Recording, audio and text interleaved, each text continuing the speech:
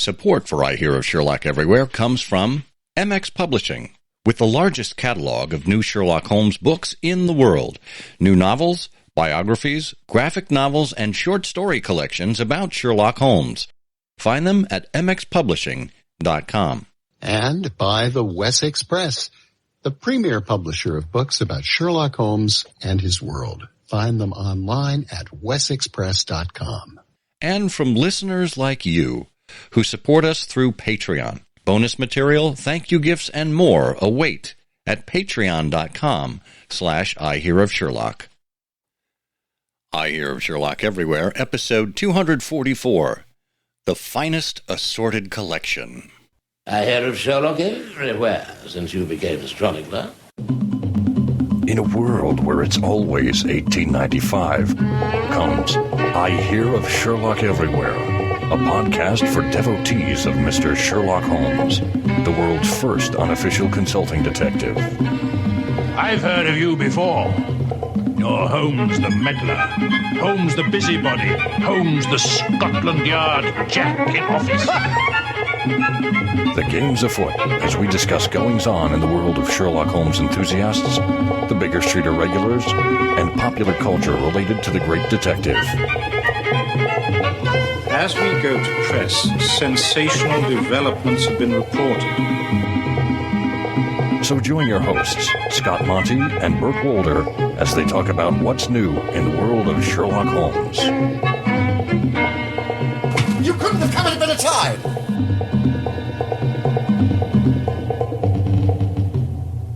Hello there, everyone. Welcome once again to I Hear of Sherlock Everywhere, the world's first Sherlock Holmes post. Let's try this again. It's easy for you to say. That's who you think. Well, hello there, and welcome once again to I Hear of Sherlock Everywhere, the first podcast for Sherlock Holmes devotees where it's always 1895. I'm Scott Monty. I'm Burt Wolder. And Burt, have you collected yourself?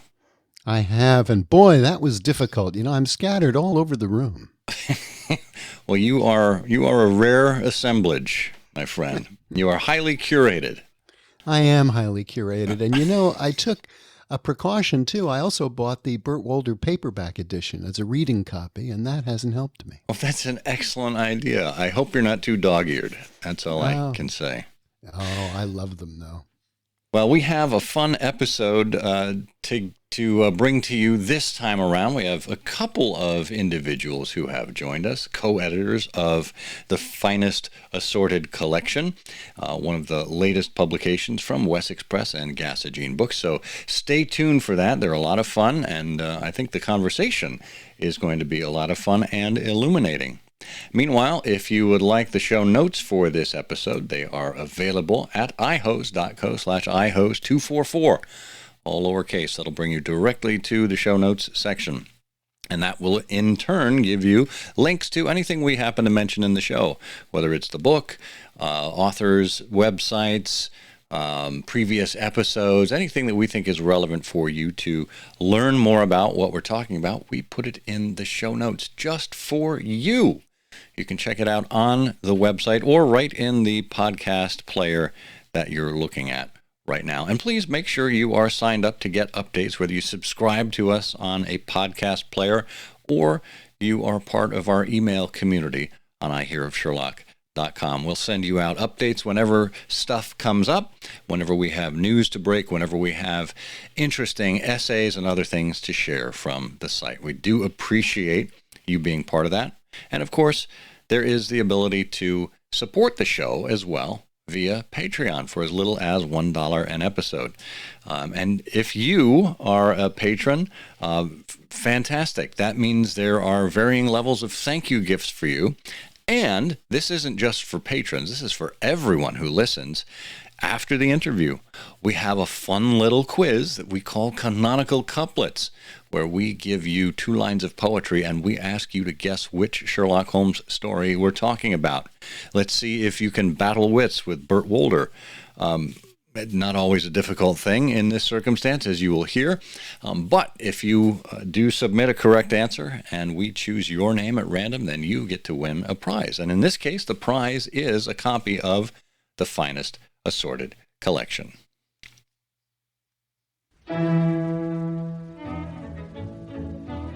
Well, not satisfied with having one guest on this show, we in fact have two. We have Rob Nunn, who has been with us before. He is the Gassagene of the Parallel Case of St. Louis and author of The Criminal Mastermind of Baker Street and The Commonplace Book. His writings have appeared in the Baker Street Journal, the Serpentine Muse, Canadian Holmes, and the Sherlock Holmes Journal. He's also the recipient of the Beacon Award for his annual Sherlock Holmes unit that he teaches to 5th grade students. Rob lives in Edwardsville, Illinois with his wife and daughter and his thoughts on Sherlockiana and interviews with other Sherlockians. And those can be found on his blog, Interesting Though Elementary. We also are pleased to welcome Peter Ekrich, who's been a Sherlockian his whole life, thanks to his father, Joe Eckrich. When he's not reading, he's a 5th grade teacher at Edgar Road Elementary in Webster Groves, Missouri. He also spends time with his wife Jenny and daughter Harper, who is 8. He's been published in the Sherlock Holmes Review, and he attended his first BSI dinner this past January. And he lives in Fenton, Missouri. Rob and Peter, welcome to I Hear of Sherlock Everywhere. It's great to be here. Thank you. Excellent. Well, Rob, we've had you on the show before, so, we'll just pass over you. But Peter, why don't you tell us how you first came to meet Sherlock Holmes?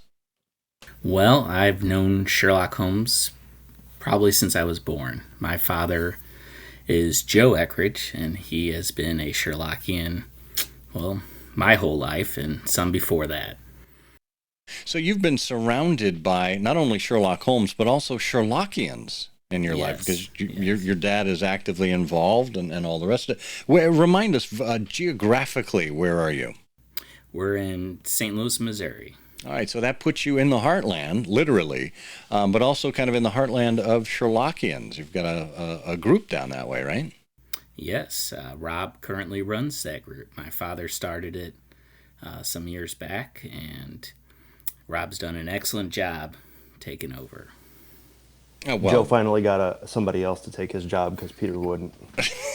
Well, see, he grew up around it and knew exactly all of the pitfalls around it. That's right. He was smarter than me. So you're the sucker. Got it. So, Rob, how did you and Peter get acquainted? Through his dad, Joe. I've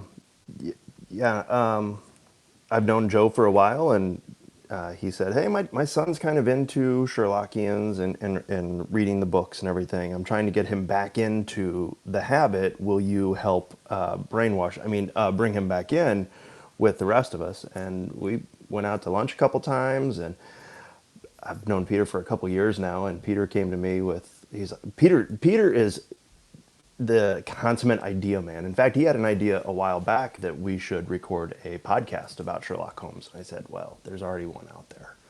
But Peter's always Which one is it? I'm interested to see if we can listen to it. What is it? I Hear of Sherlock Somewhere. IHOS. Sounds... No, IHOS is about Dan Blocker. I was going to say, that's the phone that they used on Bonanza. The IHOS. Wow, we are dating ourselves in this case. Well, hey, we're not here to talk about Bonanza or the wonderful beginnings of Sherlock Holmes. We want to talk about the Finest Assorted Collection, this book that is a collection of essays on collecting Sherlock Holmes. Isn't that ironic? You've got a collection of essays about collecting. Whose brainchild was this? How did this come about? This was Peter's idea. Okay, Peter, go. Okay. Well, since I've grown up around Sherlockians, I've been fascinated with collections. My father is a collector. I had an unusual childhood.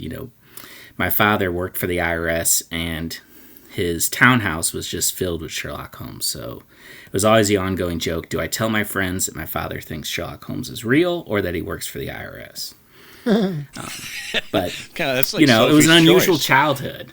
So I remember going on trips with my dad, and he would have a black binder.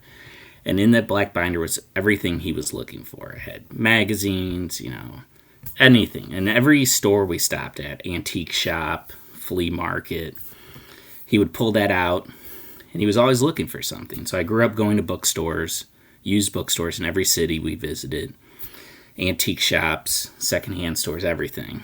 Always looking for Sherlock Holmes. And meeting fellow Sherlockians and finding that, hey, you know, all these people, well, most of them, I should say, collect, but they don't all collect the same thing. Some people collect first editions. Other people collect Christmas ornaments or toys, you know, or Queen Elizabeth's underwear. I don't know, something. But so I was fascinated with this, and I approached Steve Doyle. I said, hey, you know, I have this crazy idea about a book on this. And he said, that's a great idea. So I knew that I was going to need some professional help. And there came Rob. Rob is my professional help. Well, I think it's not an uncommon discovery in the Sherlockian world. I think many of us find along the way that we do need professional help. You're fortunate. You're fortunate to have someone who can help you professionally in the writing of a book, because Rob has had that experience before. And for those of you who have not heard Rob on I Hear of Sherlock Everywhere before, Rob was with us to talk about his book, The Criminal Mastermind of Baker Street, which, my goodness, that was like episode 141, something along those lines? Way back. It came out in 2017. 142, yeah. Yeah.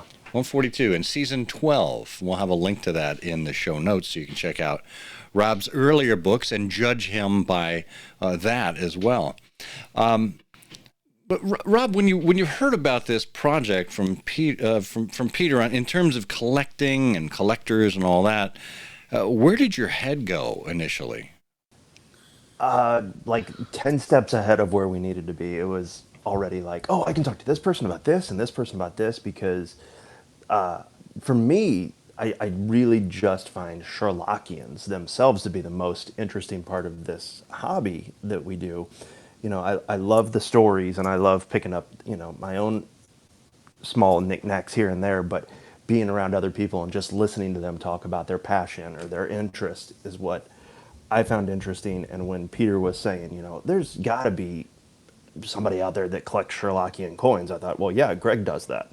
So, like, he was already he had the idea, and I had the names, so we meshed pretty well in the early stages with this. And we continued to mesh well, but I was really excited to start connecting people with the project.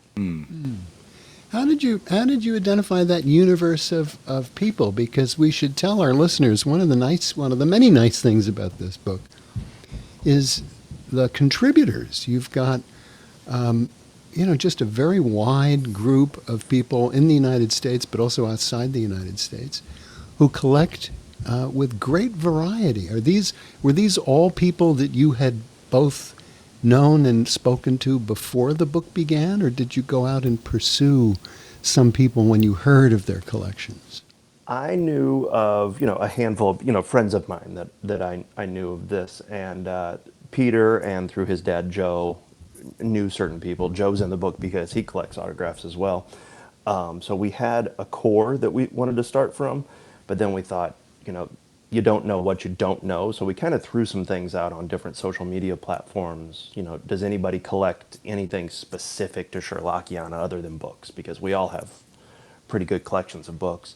And we came across a few people through that way, and some things that I don't think we ever would have even thought about. Lee Van, who's in ours, talks about how she collects LGBT plus specific Sherlockiana, and we thought, yeah, there was probably something there, but we wouldn't have even known where to look. And she came forward and was just like, hey, this is my thing, and lo and behold, she fit right in. So a lot of things we knew, or we kind of asked around, like, are there any Sherlockians that collect pipes and things like that? And we found some names, but then other people came forward. They're like, hey, this is my thing that I'm really into, and we were happy to include them with that.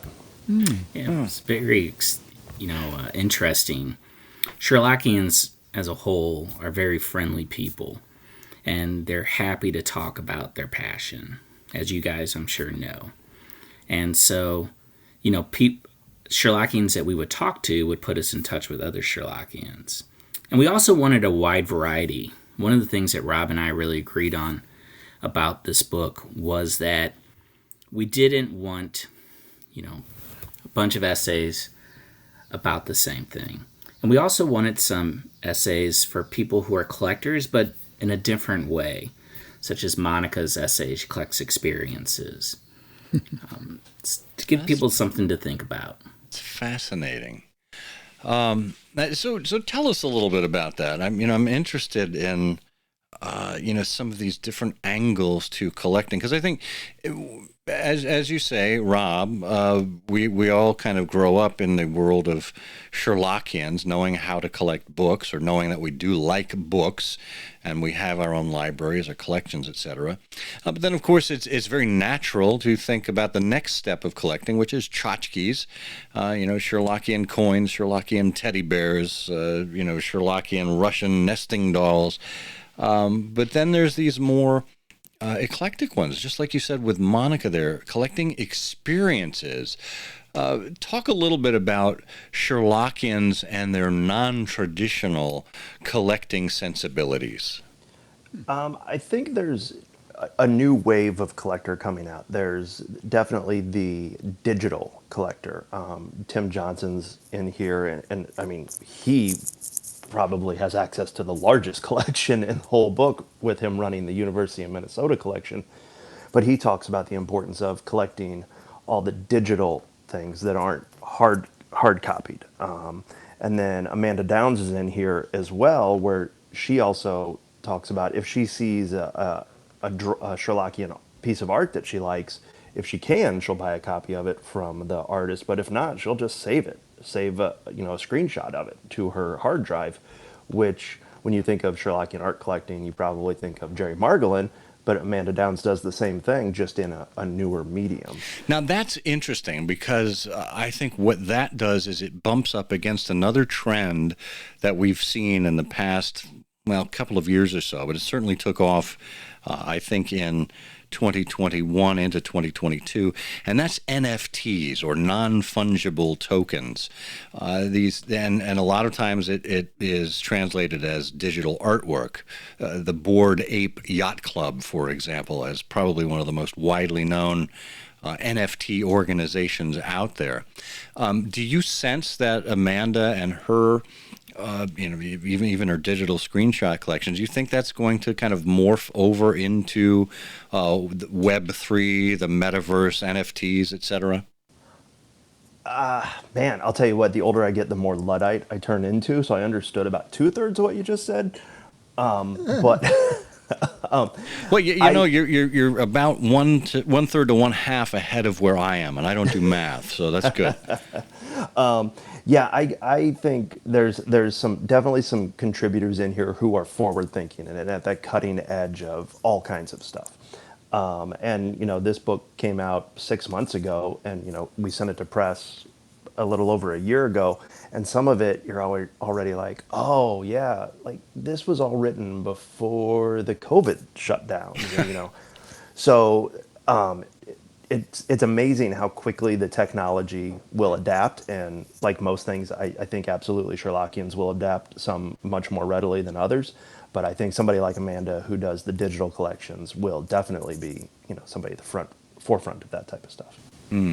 I'm curious about personalities and what you both took away from putting the book together and reading these essays and submissions. On the one hand, I'm curious, some time ago we had Otto on the show, and we asked Otto, in all of the people that he's dealt with who've collected Sherlock Holmes, what did he find the commonalities to be? What sort of people were they?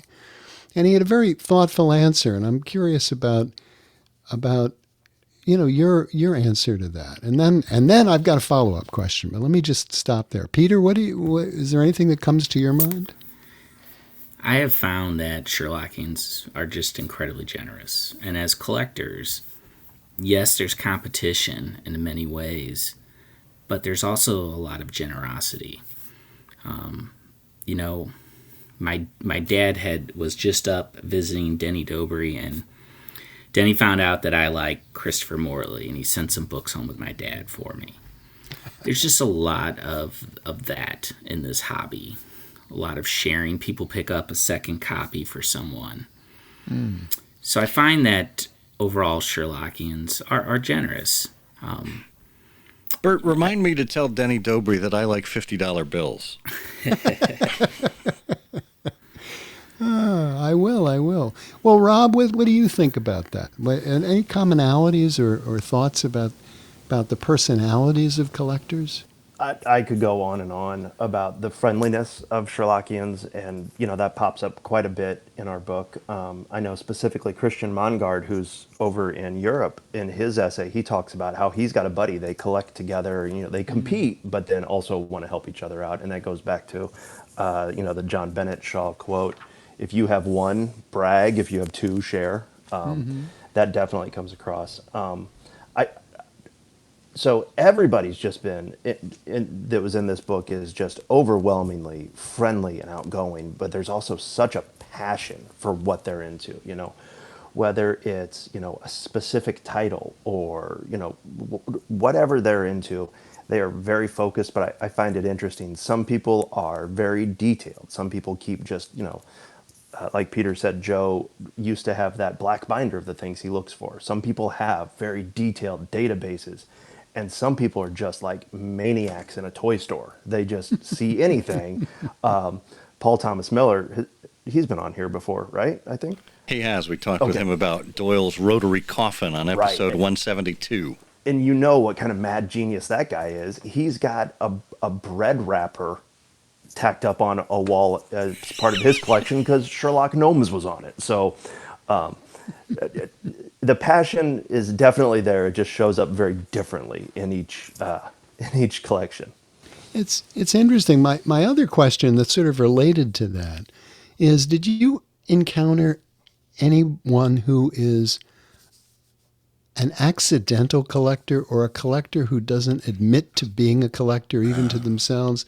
And the reason why I ask that is you just mentioned digital, and I never think of myself as a collector, and yet, on my digital files, I have 30 gigabits of, in a Holmes directory, and a whole raft of folders of holiday cards, images, different topics, Scion meetings, talks, papers, things I've written, things other people have written, marionettes.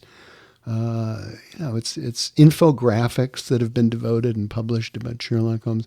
And I never think of myself as a collector, but whenever I see anything, I say, oh, okay, great. I think I'll file that away.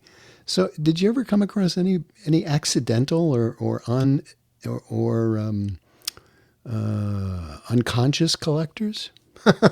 I suppose, it's me. I'm an unconscious collector, certainly. I kind of fit into that too. When we first started this project, I told Peter, I was like, maybe I'm not the best person because I don't consider myself a collector. I don't care about condition of the stuff I read. I just, I want the book. If it's, like a 10th printing and it's in acceptable condition, as long as I can read the words, I'm happy. Where other people are like, it's in first mint, it's gorgeous, it's lovely. And I think, well, why would anybody pay that much for it? The words are all the same on the inside. But I have definitely had to come around and admit that I'm a collector, I'm not a focused collector.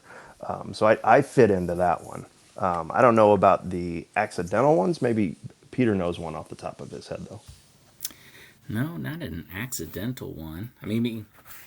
I have an accidental Sherlock Holmes collection. My father keeps bringing me books down the street. It drives my wife crazy.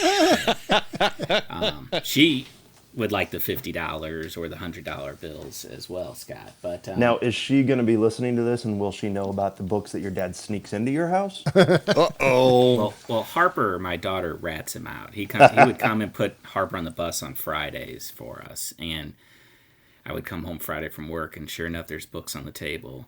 Some to borrow, some to keep.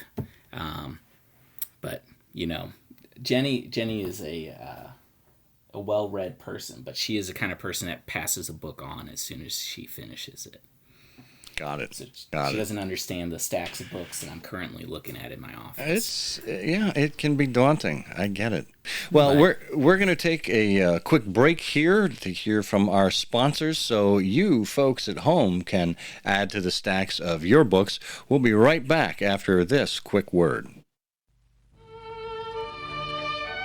The MX Book of New Sherlock Holmes Stories is the world's largest collection of new traditional Sherlock Holmes stories, with all author royalties going to the Undershaw School for Children with Learning Disabilities.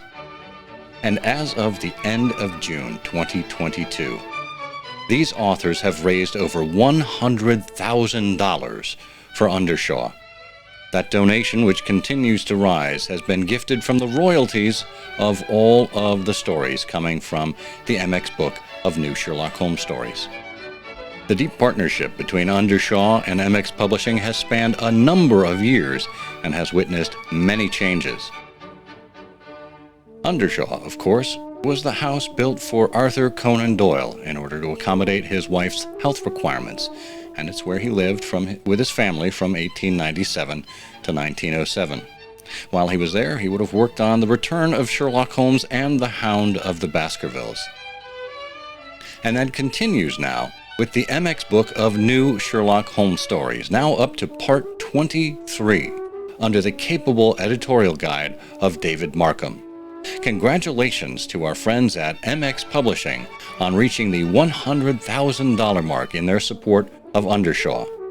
As you continue to show interest in the MX Book of New Sherlock Holmes Stories, MX Publishing will continue to be able to support Undershaw and all that it offers, those beacons of the future.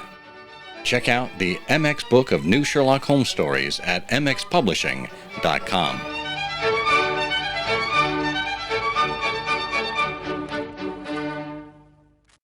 And we're back talking with Peter Eckrich and Rob Nunn, authors of, or editors, I should say, of the Finest Assorted Collection, which is available now from Wessex Press and Gassagene Books, in its second printing, I might add. So, Peter, we were talking with you there about your dad surreptitiously adding to your collection, which I think is a wonderful thing. Everyone should have someone like that in their lives. Talk to us a little bit about your experience growing up with your dad as a collector, not just with the binders, but specifically with his collection of autographs. What was that like? He would write to people, and it actually got me writing to people starting when I was in middle school, which was a great way to work on formal letter writing. But he would always, I thought it was just so neat that someone that was in a movie or a TV show or a play would take the time to write you back or to send a photo. And so his big thing was trying to get the actors and the actresses that appeared in different Sherlockian productions. And it was neat. It was a really cool thing. And he collects a lot of different things, but one advice that he's taught me over the years is don't be that vacuum cleaner collector, because it just gets overwhelming, and you'll find a lot more. For him, he found a lot more joy when you start limiting his focus. Yeah. Makes sense.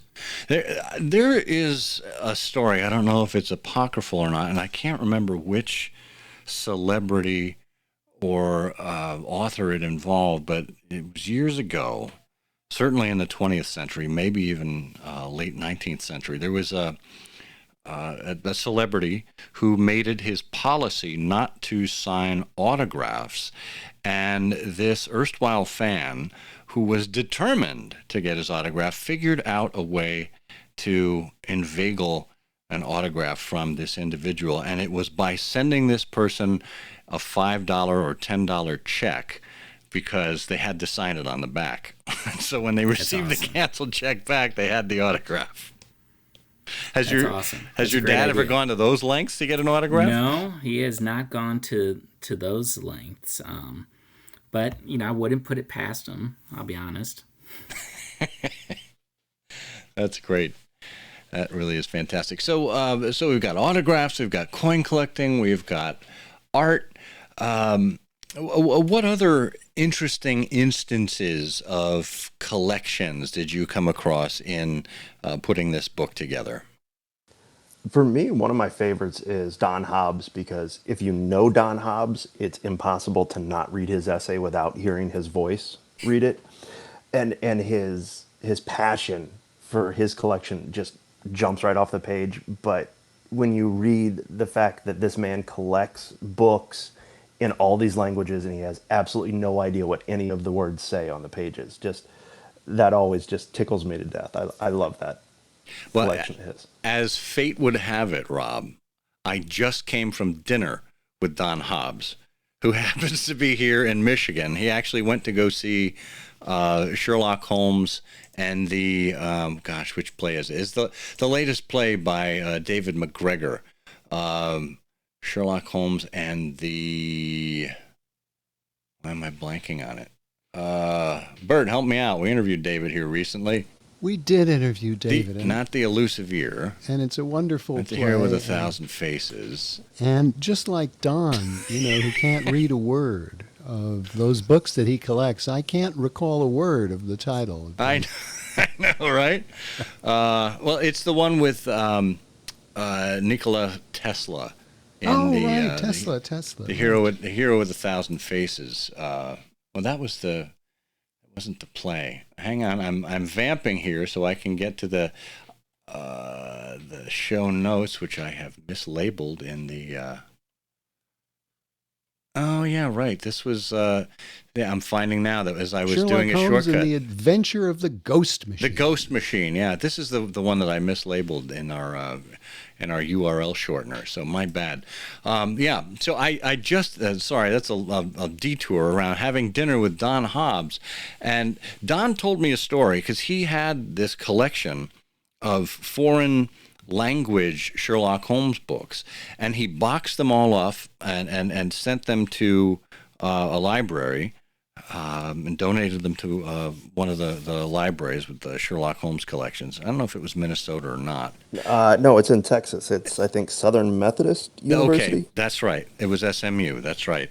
And he was saying how he had a guest stay over at his house recently, and what Don has done to make sure that the library doesn't completely feel empty is he took photographs of every single section of his shelves, and then he printed these photographs out, blew them up, and basically has a replica library of just photographs.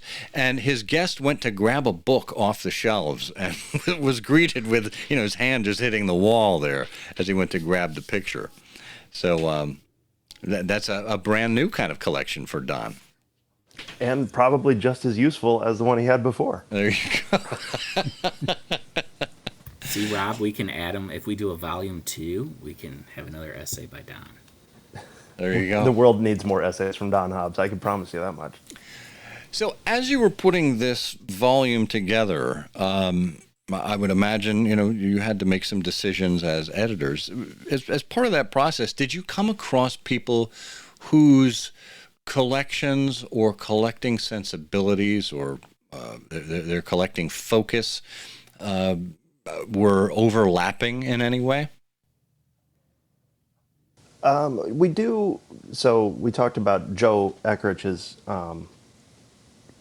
his autograph collection, and that's a pretty common collection. We had a few other people reach out to us and say, hey, I collect autographs, and we were like, well, the editor's dad is already in the book doing the same thing, so we're going with that. But Howard Ostrom, if you're familiar with him, he collects names of people who've portrayed Sherlock Holmes on stage and screen and radio and everything. He's put all these books out over the years. But his collection started from his autograph collection. So, there's some overlay there. Once you get into the movies and media stuff, you'll kind of get some overlap. Ashley Polisek, who's known a scholar of Sherlock Holmes in media, her collection was very much just like, I've watched hundreds of these movies, some of them like she had to go to the British Film Institute and get a special pass to watch certain movies. So her collection isn't like, look at all these DVDs I have. It's, look at all the experiences I've had around these movies. So there's a lot of different overlap with, movie props and seeing movies and actors and lobby cards and things like that. But outside of that, I don't know if there was that much overlap. Well, that's encouraging. I guess, there is plenty of room in the world of Sherlock Holmes for any kind of collector. And as you've noted, particularly with some of the younger collectors, they've moved away from physical objects, from things, and it does move into the ethereal plane, the digital, the experiential, the things that end up in our memory palace. And what's interesting to me is with Sherlockians like that, the ones that have experiences with things that you can't do let's say an exhibit, right? Like Glenn Moranker, just had this marvelous exhibit at the Grolier Club in New York earlier this year. It kicked off in January and went until April. Sherlock Holmes in 221 Objects. We did an episode on that one as well, which you can check out. And any of these episodes and people, by the way, that we're mentioning, Howard Ostrom, Glenn Moranker, there will be links in the show notes to those folks. But what Glenn can do, and what Peter, what your dad can do, is physically put together a curated exhibit to show off what it is that they collect. But with people like Monica, who collects experiences, or with Ashley, who collects viewings, the gene of the collector, which is largely about sharing with other people, sharing the joy, sharing what it is that we've accumulated, that expresses itself in a very different way, doesn't it? Very much so. I think what I hope people take away from this book is that there's room for everybody in this hobby. There's room for every type of collection and every budget. And as you point out, the experiences that some people are collecting, they still have a way of sharing that with everyone. The same way that my dad can share a book with me or an autograph with me. They still have that way of, when they talk passionately about it and they show pictures or they talk about the experience, it's like you're right there, just like you're in somebody's library looking over their bookshelf. So how do you think it is that, when somebody has more of these non-traditional collections, how do those kinds of things get preserved for future generations? How do we, in other words, how would we capture Monica's experiences for future Sherlockians? I think that's, you could look forward by looking backward. That's a storytelling thing. Her stories need to be written down, just like one of the last essays we have in here is Barbara Shaw, John Bennett Shaw's daughter. Like, her essay is her story of growing up with John Bennett Shaw, and it's so great that is in a written form. Because think about it, when we get together, we sit around and we tell the same stories over and over again, but sooner or later, we're not going to be around to tell those stories. So I think it's great to get that stuff written down, because it puts it in ink or in stone or however you want to think about it, and it's there for future generations. In putting the book together, did you come across anybody who collects audio? No. Now, we did have a handful of, ideas that we thought there's got to be somebody that collects this type of stuff. And we just didn't we didn't find anybody that collected teddy bears. And we couldn't find anybody that collected Sherlockian stamps. And I think audio was on there at some point. And we just never were. I know there's got to be people that collect all that stuff, but we just never connected with anybody for that. Maybe one of our 7 listeners is in that crowd. Well, I'm sure Bert Cools, would probably qualify as one of those. And Scott and I are probably, I think with Bert Cools and Scott and I, we've got probably a good start because we've got a lot of Sherlockian audio. What I'm hearing is a verbal contribution or a verbal contract that you two want to be part of the next volume. Yeah. And Scott, you said 7 listeners. It's really 5 because Rob and I are already on here. Oh, okay. Perfect. I'm still going to listen to this episode. I'm sharing it with all my friends. Well, the collection of outtakes I have, thanks to Bert and my bloopers, it's pretty extensive. That's good. Yeah. But so, what's next up for the two of you? I mean, do you see yourselves collaborating on something else in the future? We are. I loved working with Peter. Peter, like I said, Peter's a great idea guy, and I'm good at fixing people's commas. So it was a nice compare and contrast there. We are in the early stages of our next project. It won't be nearly as big as this one. In fact, the publishers are like, "Oh, you have 27 chapters in this book. That is bigger than what we normally publish." So they told us to make it smaller.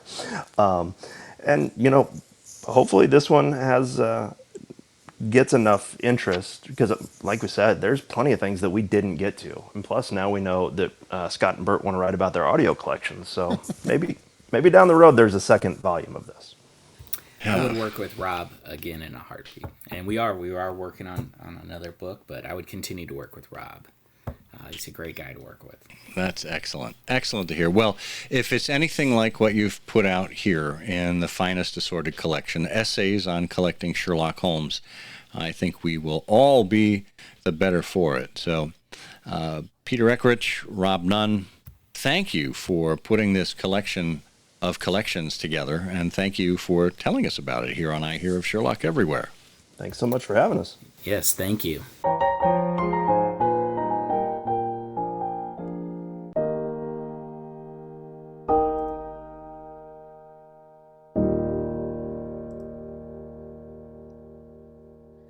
One of the things that I hope this discussion does is it makes people feel that they're less alone in their collecting mania, when they find out these stories and examples of what's going on with other people. I like the way you think about that, Bert, because the wonderful thing about collecting is, if you have the collecting gene, and it largely is genetic. I don't think it's a nature versus nurture thing. Either you have it or you don't. Then whatever suits your fancy will be part of your collection. And when we're younger, sometimes it's things like rocks or bottle caps or matchbooks or other things that children might come upon. And I think only as we grow and as we interact with other like-minded people do we see how to perhaps fine-tune our own collection, to expand our own collections, and to assemble them and share them in a way that other people can appreciate. So it's a wonderful kind of full team sport, if you can consider it that.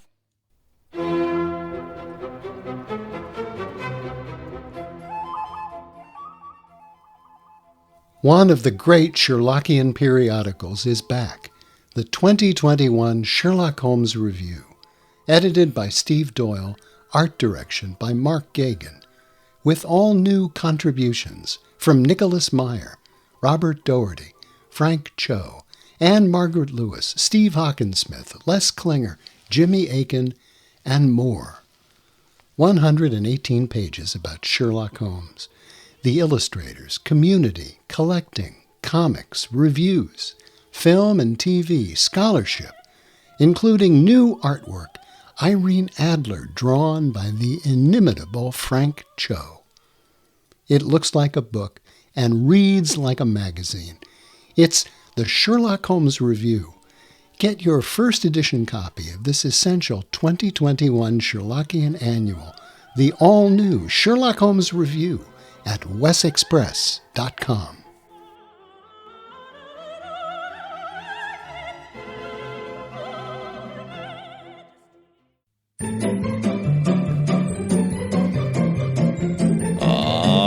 everyone knows what time it is. All right, that's everybody's favorite song for your Sherlockian quiz program. That's right, it's Canonical Couplets, where we bring you 2 lines of poetry, and we ask you to discern what the heck it is we're talking about.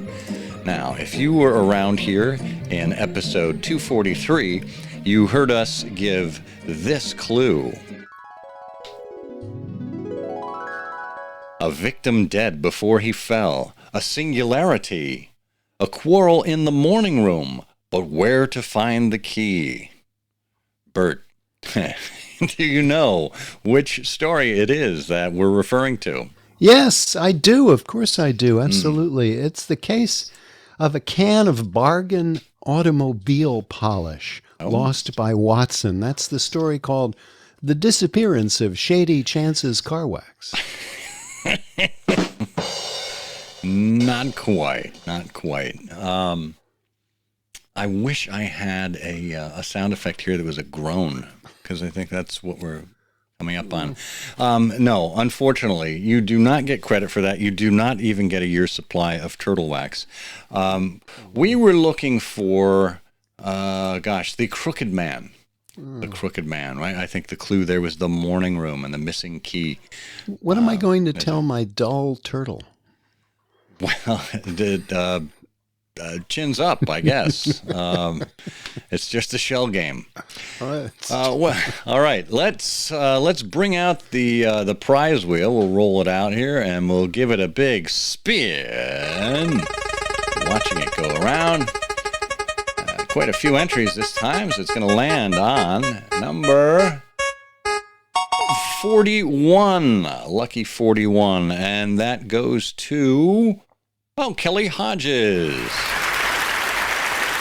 Kelly, congratulations. We will be sending you a copy of Stephen Browning's On the Trail of Sherlock Holmes, which was the subject of episode 243. So we hope you will have an opportunity to enjoy that at your leisure. And now, let's try our hand at this episode's canonical couplet. Here we go. A friendly sojourn in the park quite nearly costs a case. The restless client stamped about. Should he not hop in place? If you know the answer to this canonical couplet, put it in an email addressed to comment@ihearofsherlock.com with canonical couplet in the subject line. If you are among all of the correct answers and we choose your name at random, you'll win. Good luck. And of course, as we said at the top of the show, the winner of this canonical couplet quiz will in fact get a copy of the Finest Assorted Collection by Rob Nunn and Peter Eckrich. Excellent. Well, it's the middle of summertime. We've had a busy schedule here, and as a result, we've had a few glitches in production, but we are happy to say we have a number of really interesting episodes coming up, both in the can and in the plan. So check it out. Maybe we'll give you a golden Ann. For those of you who remember that bit from Sesame Street. That's after your time, I think, Bert. My grandmother told me about Sesame Street. Yeah. Okay, well, take the golden Ann, put it in a tan van, and make sure it goes to Dan. You know, it's amazing how these life lessons stay with you, isn't it? It's just it is. Very impressive. Well, next week on the show, or next episode on the show, maybe we'll invite the Count in. We'll really have some fun.